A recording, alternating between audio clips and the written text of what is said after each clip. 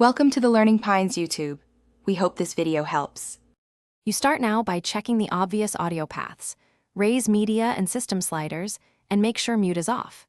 Next, plug a wired headset or pair Bluetooth to determine if sound routes correctly. This isolates speaker versus software issues.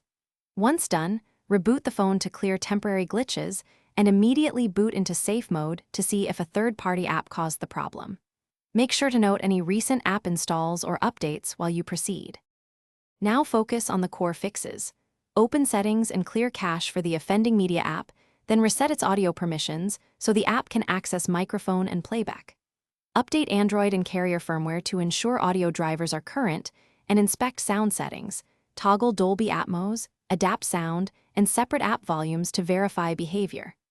Run device care diagnostics or Samsung members' hardware tests to check the speaker, receiver, and Bluetooth stacks. If third-party equalizer apps exist, disable them for a clean test.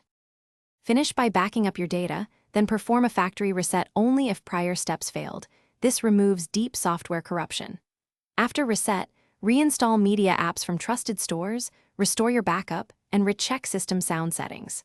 If audio still fails, test hardware during a phone call using the speaker option to confirm speaker output independent of media channels. Troubleshooting tip: if audio works in safe mode but not normally, a recently installed app is the culprit. Uninstall recent apps one at a time until sound returns. Thanks for watching. Consider subscribing if we helped you.